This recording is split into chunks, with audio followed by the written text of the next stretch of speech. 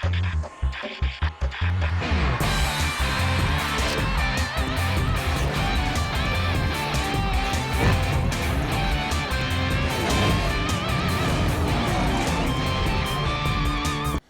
ব্যাটারদের ছক্কার সংখ্যা বেড়েছে এবছর। টি-20তে এবার রেকর্ড 206টি ছক্কা হাঁকিয়েছে।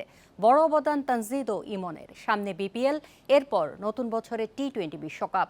ভালো প্রস্তুতি নিয়েই বিশ্ব আসরে যাবে লিটনের দল। একসময় ক্রিকেটে ছক্কার দেখা মিলত কালে ভদ্রে। টেস্টে তো হতোই না, ওয়ানডেতে পুরো ম্যাচে দু একটি বল হাওয়ায় ভেসে গ্যালারিতে পড়ত। কিন্তু টি-20-র আগমনে সব ভেঙে চুরে একাকার। সেই ছক্কার দখলে বরাবরই অন্য দলগুলোর চেয়ে পিছিয়ে ছিল বাংলাদেশ। তবে 2025-এ এসে চিত্রটা বদলাতে শুরু করেছে। আন্তর্জাতিক টি-20-তে নিজেদের ছক্কার রেকর্ড টাইগাররা ভেঙেছিল আগেই। মঙ্গলবার বছরের শেষ ম্যাচে রেকর্ডটাকে নতুন এক উচ্চতায় নিয়ে গেল বাংলাদেশ। প্রথমবারের মতো এক বছরে 200-র বেশি ছক্কা হাঁকিয়েছেন লিটন হৃদয়রা। বাংলাদেশের আগের সর্বোচ্চটা ছিল 122টি। গত বছরের সেই রেকর্ড ভাঙল পরের বছরই। চলতি বছর টি-20-তে বাংলাদেশের হয়ে 18 জন ব্যাটসম্যান ছক্কা মেরেছেন। এর মধ্যে টপ অর্ডারে খেলা 4 ব্যাটসম্যান তানজিদ, লিটন, পারভেজ ও সাইফের ব্যাট থেকে এসেছে 127টি ছক্কা। এই তালিকায় সবচেয়ে বড় অবদান ওপেনার তানজিদ তামিমের। 41টি ছক্কা মেরেছেন এই ওপেনার। 34টি নিয়ে পরের অবস্থানে পারভেজ ইমন। সাইফ 15 ম্যাচে মেরেছেন 29টি ছক্কা, আর লিটনের ব্যাটে ছিল 23টি।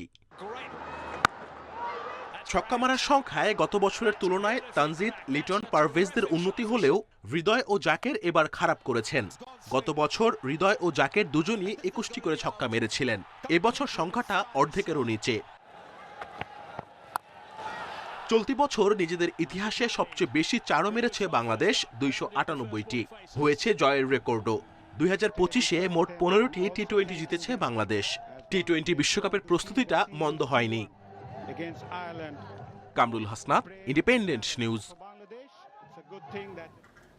আয়ারল্যান্ড সিরিজের পরও টাইগারদের ব্যাটিং কোচের দায়িত্বে বহাল থাকছেন মোহাম্মদ আশরাফুল। সিনিয়র সহকারী কোচ মোহাম্মদ সালাউদ্দিন, জানিয়েছে বিসিবি ক্রিকেট অপারেশনস প্রধান নাজমুল আবেদিন ফাহিম। জাতীয় দলের কোচিংয়ে আশরাফুলের শুরুটা উদযাপনের। আইরিশদের বিপক্ষে টেস্ট ও টি-20 দুই সিরিজই জিতেছে বাংলাদেশ। ফেব্রুয়ারিতে টি-20 বিশ্বকাপ, তার আগে কোচ হিসেবে বোর্ডের আস্থা তৈরি করেছেন সাবেক অধিনায়ক। এদিকে 2027 ওডিআই বিশ্বকাপ পর্যন্ত সিনিয়র সহকারী কোচের দায়িত্বে চুক্তিবদ্ধ থাকলেও গেল মাসে বিসিবিতে পদত্যাগপত্র জমা দেন মোহাম্মদ সালাউদ্দিন। আয়ারল্যান্ড সিরিজের পরেই দায়িত্ব ছাড়ার কথা জানান। অভ্যন্তরীণ আলোচনার পর সিদ্ধান্ত নেয়ার কথা জানিয়েছিল বিসিবি। অবশেষে এই পদেই থাকছেন সালাউদ্দিন।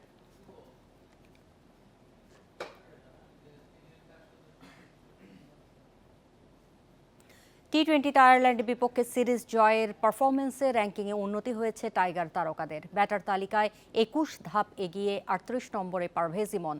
3 টি-20-তে 38-এর বেশি গড়ে 77 করেন এই ব্যাটার। সিরিজে সর্বোচ্চ 89 রান করে 5 ধাপ এগিয়ে 43 নম্বরে উঠেছেন তাওহিদ হৃদয়।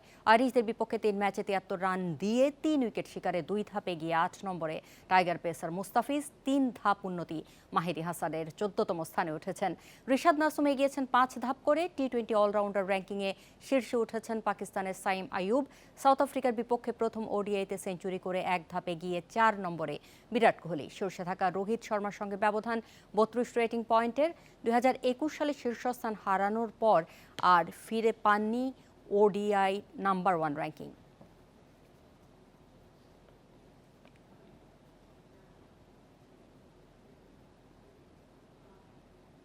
বিপিএলে অভিষেকে চ্যাম্পিয়ন হতে চায় রাজশাহী ওয়ারিয়র্স। শিরোপায় চোখ রেখেই হোমওয়ার্ক চলবে, জানিয়েছেন টিম ডিরেক্টর মোকসেদুল কামাল বাবু। কেলেঙ্কারি মুক্ত বিপিএল ও ক্রিকেটারদের আর্থিক নিশ্চয়তায় শতভাগ স্বচ্ছতা দেখাতে চায় ফ্র্যাঞ্চাইজিটি। বর্তমান চ্যাম্পিয়নদের ম্যাচ দিয়ে শুরু হয় নতুন আসর। খেলাধুলায় এটাই প্রচলিত রীতি, বিপিএলেও এমনটাই চল। কিন্তু এবার সেই উপায় নেই। ফরচুন বরিশাল না থাকার সুযোগে 26 ডিসেম্বর সিলেটে স্বাগতিকদের বিপক্ষে শুরুর ম্যাচ পেয়েছে রাজশাহী। জয় দিয়েই শুরুর আশা ওয়ারিয়র্স ম্যানেজমেন্টের। অভিজ্ঞ তারুণের মিশেলে ভারসাম্যপূর্ণ দল তাদের। নিলামে সাকলাইন, মেহরব, জিসান আলম, রিপন মণ্ডলদের মতো তরুণ দেশি ক্রিকেটারদের গুরুত্ব দিয়ে চমক নতুন এই ফ্র্যাঞ্চাইজির। শিরোপায় চোখ রেখে আসর শুরুর ঘোষণা টিম ডিরেক্টরের। চেয়েছি যে একটা প্রফেশনাল ক্রিকেট, এবং সেটাকে মাথায় রেখে আমরা আমাদের টিম সাজিয়েছি, এবং অবশ্যই আমরা আমাদের ট্রফির আমাদের ঘরে আসুক, আমরা সেটা চাই, সেটার জন্য আমাদের সর্বোচ্চ চেষ্টা থাকবে। গেল আসরে রাজশাহী নিয়ে চরম বিতর্কে সর্বোচ্চ সতর্ক অবস্থানে ফ্র্যাঞ্চাইজিটি। কোনো বদনাম গায়ে লাগতে দিতে চায় না তারা। ক্রিকেটারদের আর্থিক স্বচ্ছতা নিশ্চিতে বদ্ধপরিকর। রাজশাহী দলকে নিয়ে আগে অনেক সমালোচনা হয়েছে, এবং আমি আশা করছি যে আমাদের সেই দিক থেকে আমরা খুবই কনসার্ন, এবং এই ধরনের কোনো ধরনের প্রশ্ন যেন আমাদেরকে নিয়ে না উঠতে পারে সেটি নিয়ে আমরা কাজ করছি, এবং আমরা আশা করছি যে শেষ দিন পর্যন্ত এই টিমের কোনো ইস্যু নিয়েই ইনশাল্লাহ প্রশ্ন উঠবে না। শুধু ক্রিকেট নয়, দলীয় থিম সঙ্গে চমক, জার্সিতে আধুনিকতার পাশাপাশি নতুনত্ব ও রাজশাহীর ঐতিহ্য রাখতে চায় ফ্র্যাঞ্চাইজিটি। যে বাংলাদেশের সবচেয়ে যারা ভালো ডিজাইনার তাদেরকে দিয়ে আমাদের জার্সিগুলোকে ডিজাইন করছি, ইনক্লুডিং আমাদের যে থিম সং সেটাকেও আমরা খুব বড় পরিসরে করার চেষ্টা করতেছি। আশা করছি যে এটা একটা চমক আপনারা পাবেন। মিরপুরে ২০ ডিসেম্বর প্রস্তুতি পর্ব শুরু করবে ওয়ারিয়র্স। ২৩ তারিখ যাবে সিলেটে, এরপর ২৬ ডিসেম্বর বিপিএল মিশন শুরু। কপিল পাল, ইন্ডিপেন্ডেন্ট নিউজ। অনূর্ধ্ব ১৯ এশিয়া কাপের গ্রুপ ও সূচি চূড়ান্ত। আরব আমিরাতে টুর্নামেন্ট শুরু ১২ ডিসেম্বর, ফাইনাল ২১ তারিখ। ডিফেন্ডিং চ্যাম্পিয়ন বাংলাদেশের গ্রুপে আফগানিস্তান, শ্রীলঙ্কা ও নেপাল। আগামী জানুয়ারি ফেব্রুয়ারিতে বিশ্বকাপ, তার আগে এশিয়া কাপ প্রস্তুতির দারুণ সুযোগ। আরব আমিরাতে ৮ দল লড়বে ২ গ্রুপে ভাগ হয়ে। বাংলাদেশের প্রথম ম্যাচ ১৩ ডিসেম্বর আফগানিস্তানের বিপক্ষে, ১৫ ডিসেম্বর নেপাল, আর ১৭ তারিখ শ্রীলঙ্কার বিপক্ষে লড়াই টাইগার যুবাদের। দুবাইয়ের ২ ভেন্যুতে ৩ ম্যাচ। যুব এশিয়া কাপেও একই গ্রুপে ভারত, পাকিস্তান, সঙ্গে মালয়েশিয়া ও স্বাগতিক আরব আমিরাত। গ্রুপের সেরা ২ দল উঠবে সেমিফাইনালে।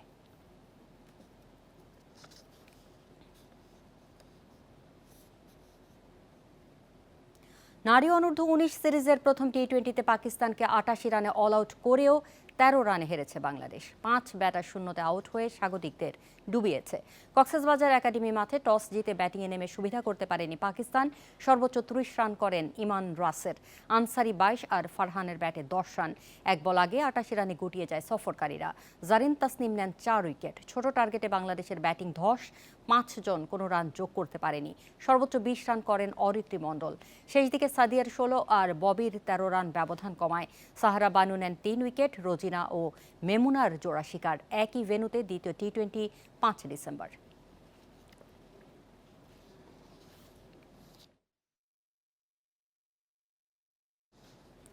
এশিয়া কাপ বাছাইয়ের ৩ হোম ম্যাচ থেকে বাফুফের আয় ৪ কোটি টাকার বেশি। সবচেয়ে বেশি আয় হয়েছে ভারত ম্যাচ থেকে।